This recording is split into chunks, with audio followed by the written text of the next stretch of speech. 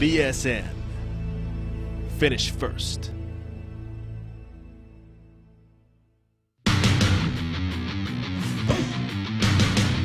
Today on MMA 101. Today we're going to talk about some stand-up strategies, some things you can do, obviously, striking-wise, on your feet. What you really need to remember about stand-up fighting is it's more important to defend yourself than to attack. You got to move your feet, and your hands are never high enough. I've never read a self-help book, so the fact that I modeled it after a self-help book is a little interesting.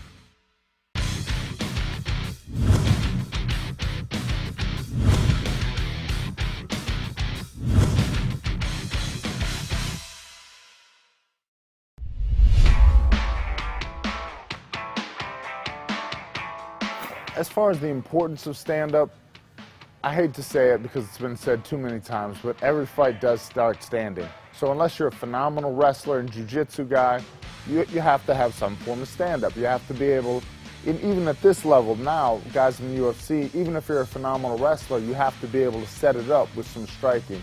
And just, you know, a basic footwork, basic striking, and basic defense.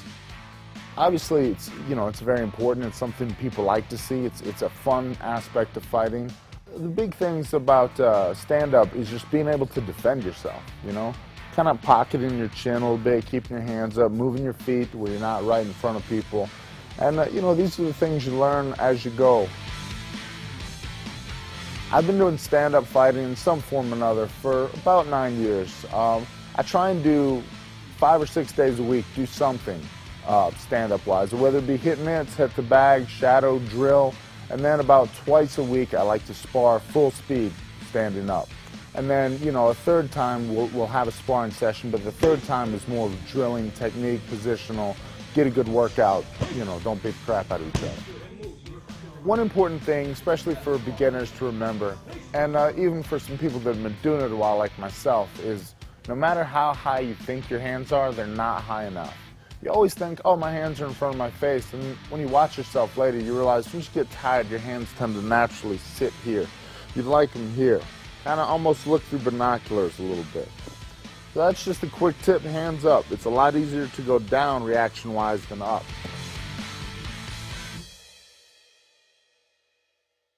You want to know what he's going to do and have an answer for it, but also have something in your head that you want to do. MMA 101 is brought to you by Synthesix, the official protein beverage of the UFC. In this game, only the strong survive.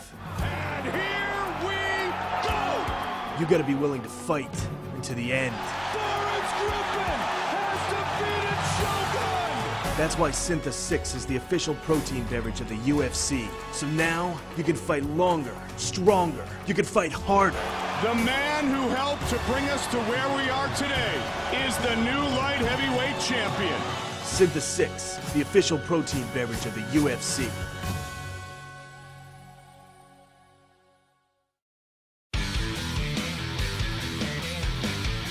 Obviously in fighting, it's important to read your opponent, to kind of analyze and see what his next move may be. I don't like to analyze too much and totally counterfight and let him kind of take the wheel. You want to know what he's going to do and have an answer for it, but also have something in your head that you want to do. You know, it becomes a bit of a job, and you got to watch old fight footage of his habits and watch yourself and see what your habits are. And to some extent, anticipate what he's going to do and prepare for it. But you don't want to be thinking about what he's going to do so much that you're not mounting any offense of your own. Also, it's important you find the center target of your opponent. Don't look at his eyes, don't look at his hands or his feet. I like to kind of make a triangle. The shoulders will tell you what the hands are going to do, the hips will tell you what the legs are going to do. So you almost kind of want to be like you're staring at one of those 3D things that, you know, you have to look at weird and kind of let your eyes go. You see the picture. You almost want to look at your opponent like that. You want to watch both shoulders and the hips. What you really need to remember about stand-up fighting is it's more important to defend yourself than to attack. You got to move your feet, and your hands are never high enough. Keep your chin down.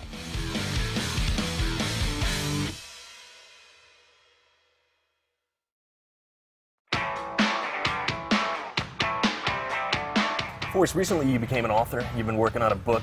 What was your motivation behind writing this? And tell everybody, what's the book about? The book is kind of modeled after one of those self-help books or whatnot. I've never read a self-help book, so the fact that I modeled it after a self-help book is a little interesting. But I'm just trying to kind of point out things that I see, I can improve upon, and we all can kind of improve upon, and maybe tell some stories on how these things have affected me, and just kind of like principles to live by, kind of like a code of manliness or just a code of honor, or a code of whatever you want to call it, just, kind of the way I think you should live your life, because that's really important to people, what some jackass from TV thinks, how I think they should live their life. That sounds important. Any funny stories you might be able to share with us to give people a little sneak preview of what they might see in the book? I don't know. I would just say, pick the book up, read the jacket of it. If you like the jacket, take that and leave the rest of the book in the store. Or I would say, go to the store, read the book, but don't buy it, because that's usually what I do. I buy coffee at the Barnes & Noble, and then I don't actually read the books. Or I read the books, but I don't buy them. That's what I meant.